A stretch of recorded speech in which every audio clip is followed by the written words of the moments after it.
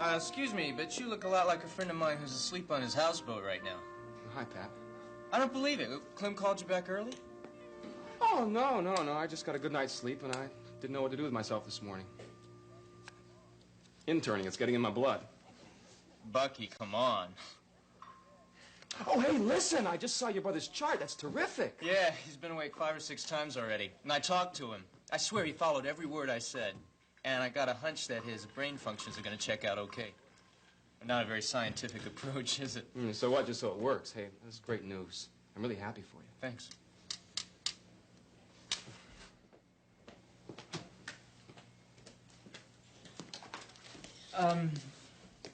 You want to tell me what happened?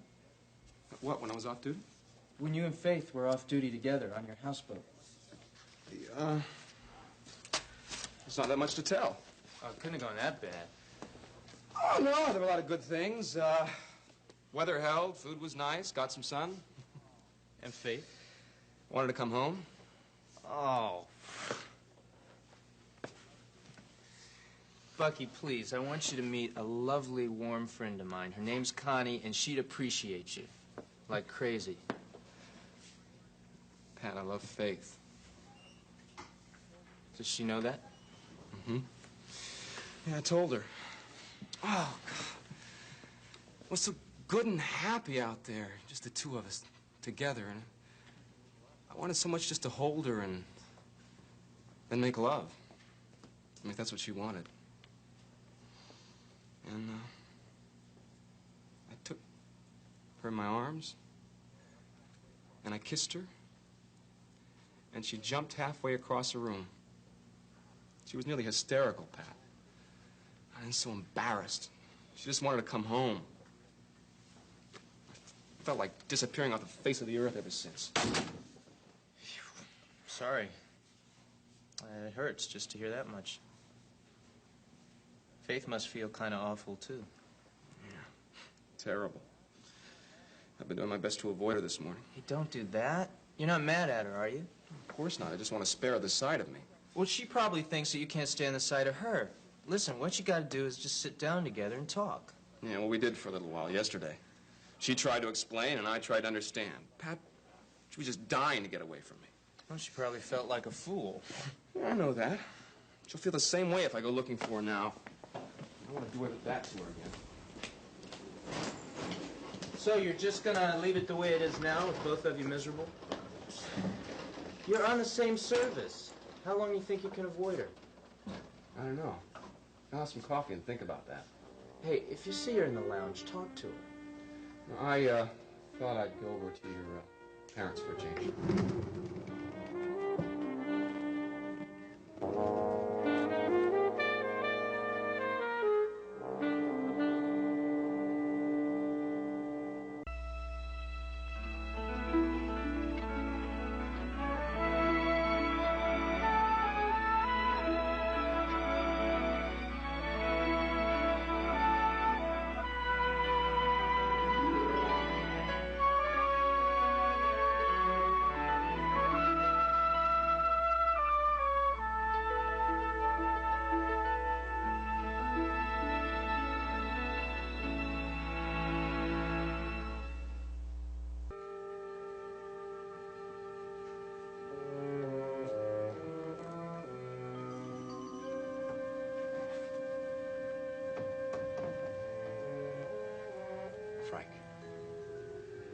Frank, I want you to wake up.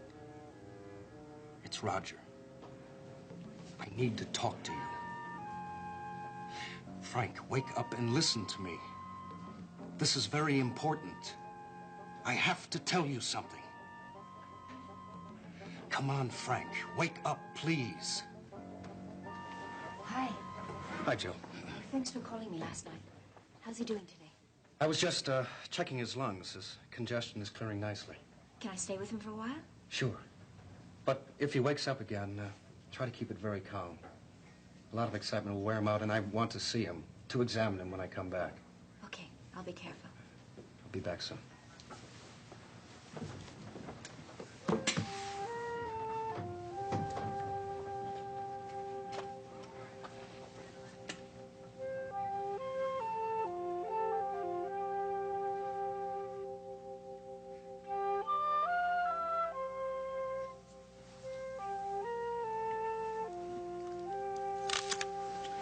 You have the kind of hair that'll stay thick, but turn all silvery someday.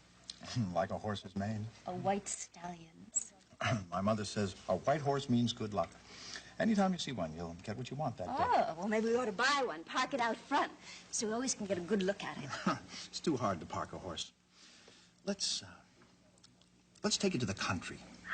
Find a big meadow for it to graze in. We'll have a little cottage there, too. It'll be on a hillside. And early in the morning, we'll whistle for the horses, and they'll gallop up to our window, because we always give them apples and lumps of sugar for breakfast. How many horses? Oh, 5 or 6. The white one we couldn't park in the city. A retired vegetable cart horse and an old circus pony. Oh, and a police horse, of course. Right. One for you to ride and one for me, too. And after we scratch their necks and talk to them, they'll wheel and snort and gallop down the hill to the ocean. Oh, we bought the place because of the ocean view. Oh. And we love to sit in the evenings and watch the sunset on the water. Where are we, anyway? Maine? California? As long as we're together. Jill, I want us to be together here on the west side of Manhattan, not just in a daydream. We are. Whenever you come to me. It's not enough anymore. When I wake up, I want to hold you and plan what we're going to do that day. 50 times a day. I need to talk campaign strategy with you at headquarters. I want to walk down the street with my arms around you. Walk right into Ryan's bar and say to Mother and Dad, I love Jillian. And they'd say, but you're married to Delia. She's the mother of your child. Sooner or later, I know they'd help me work it out. They know I'll always be close to little John. Chances are I'd do even better away from Delia seeing him. My mother's watched her get jealous when I play with the baby. It upsets her, even to share me with her own son, with our own son. Frank, she's so helpless. If you left her, she wouldn't know what to do. We all underestimate Delia, and she likes it that way. I'd never cut her off from the family, but I am going to find a way to get out of this marriage. I know it'll hurt her, but she'll survive. Better than you think. Oh, I do want to be with you, something fierce. Just the thought of living with you. Marrying me.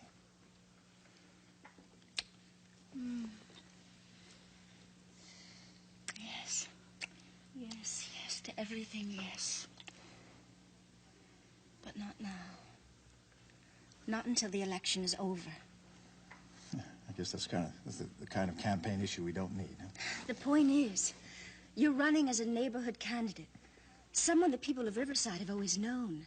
They know your parents and your wife. They know everything about you. Except me. And there's no time between now and the election for them to understand about me. It's all right, Jill. I know we have to wait. I want to make things as easy as possible for Delia and little John. I'll need the next few months to work out all the details. I love you.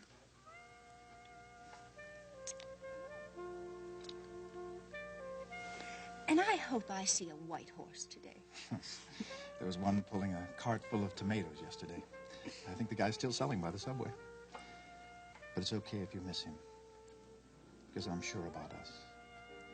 Once the election's over, I'm going to spend the rest of my life with you, Jill.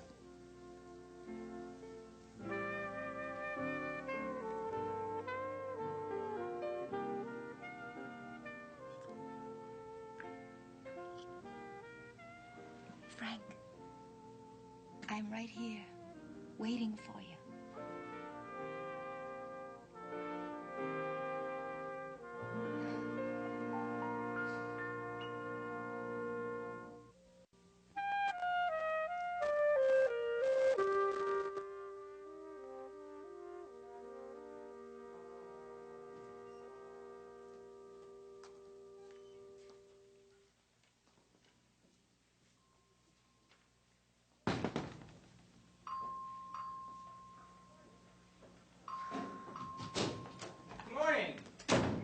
are you this beautiful day? I'm all right. Have you seen my father? I think he's still making rounds, but he should be stopping here soon. Can I help? No, I think I'll just wait for him, thanks. Good, I was looking for some company. I bet you haven't seen my impression of an intern working overtime.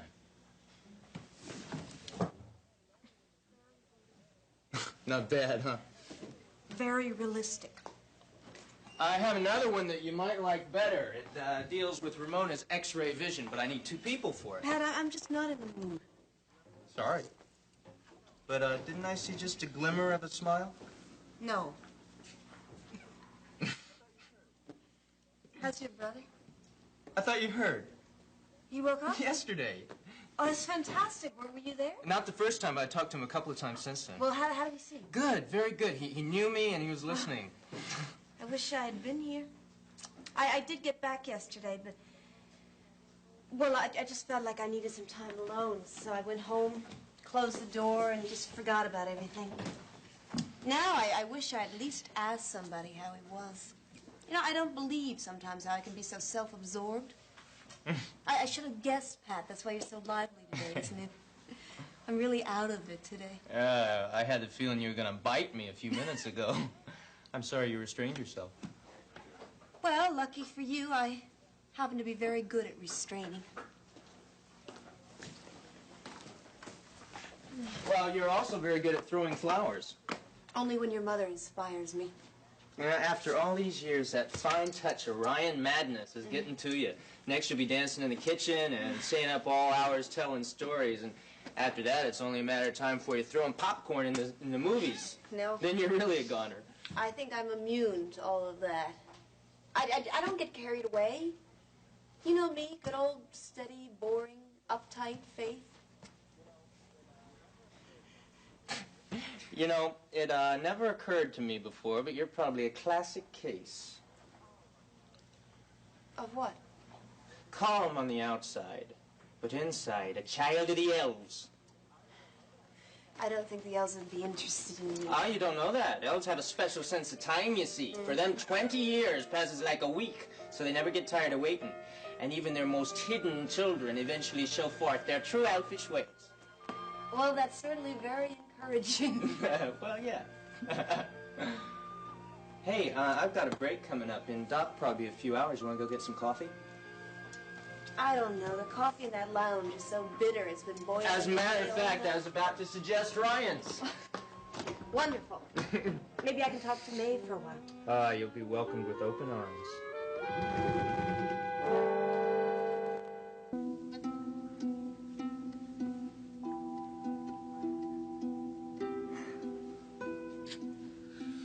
Oh, I love you. I've been here lots of times, and you seem so far away. It feels like you've come back to me from the moon. No, don't try to talk. It's enough right now just having you near me. I've been fine, and I've been putting up a pretty good pretense at work.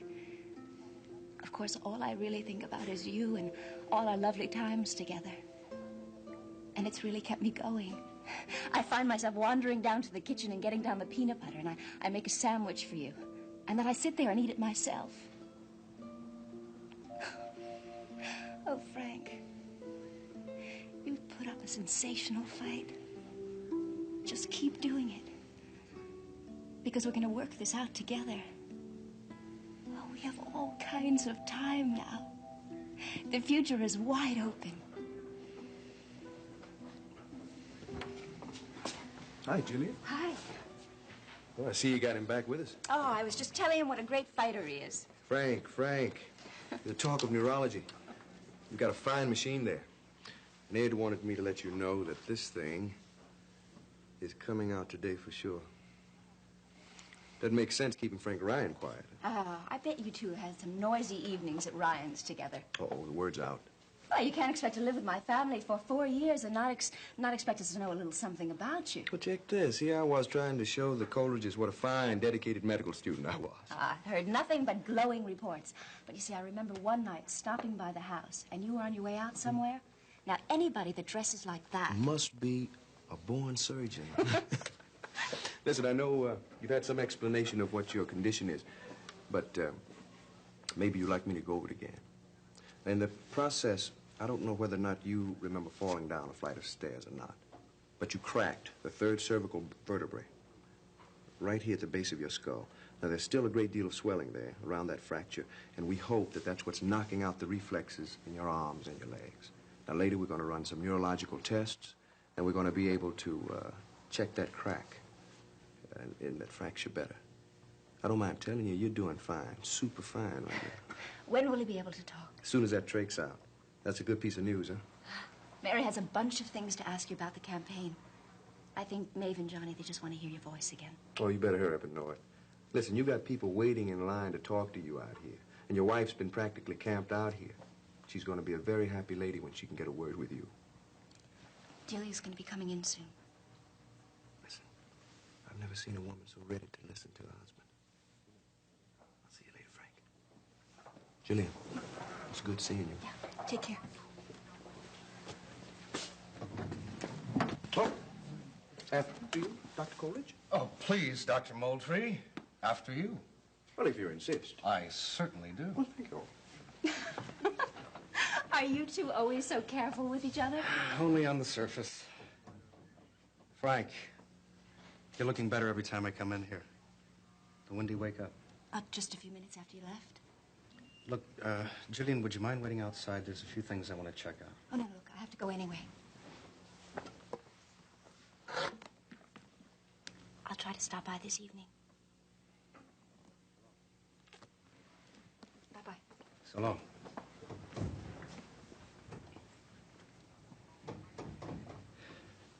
Frank, someone might walk in here any minute, so I have to talk fast.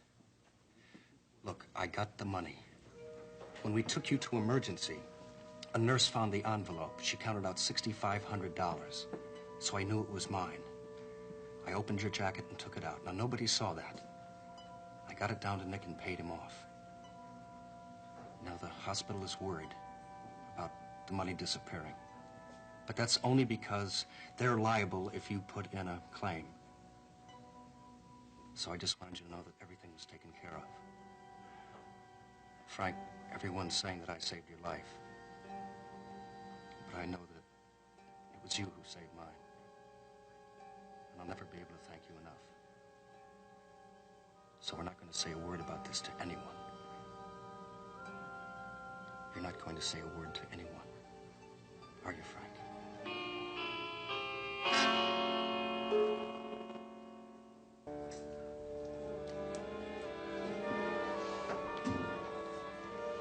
You don't just read a racing form, you interpret it.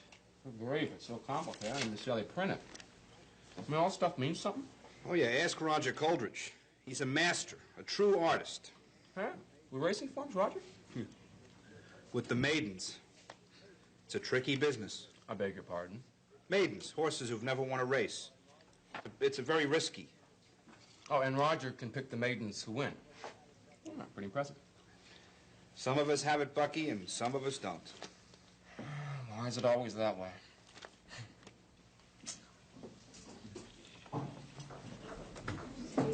Yeah, she's probably here somewhere. Okay. Oh, Sir, hey, my coffee. Hey, relax, there's more. Don't you want to sit with your friends? Hey, Pat, what are you doing? I'm a hard-working intern. In my few moments of leisure, I like to be surrounded by my friends. What's the matter with you two? You should be happy. It's the day my brother's going to talk again. I am happy. I told you that. Yeah, of course we are, Pat. Well, that makes me feel better. For a minute there, I thought you guys were mad at me. That's ridiculous. Oh, if it's a coffee you're upset about, I'll go get you another cup. Just let me give JP the latest on Frank. I'll be right back.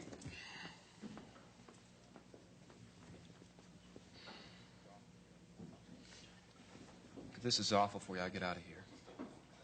No, it's okay. I'm sorry. I had no idea Pat was going to stick you with me. Bucky, I'm not stuck. And why do you look so sad? I can't help it. Faith, I love you. Is that okay? I don't know. Forget what happened on the houseboat. It doesn't change anything for me.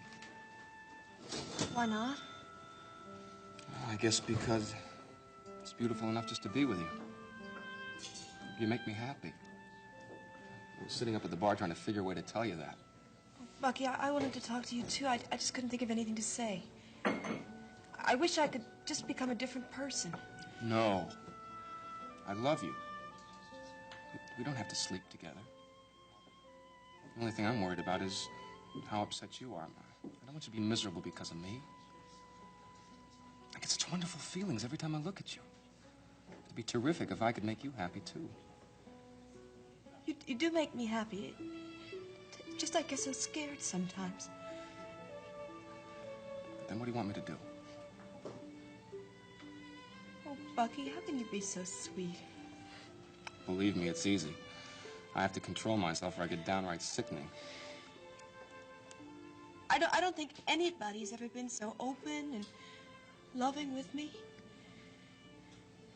You don't know how much I want that. Take it. It's exactly what I want you to do. I want to tell you all about loving you. You're the only person I can talk to it about. Bucky, what's the matter with me? Nothing. You're beautiful.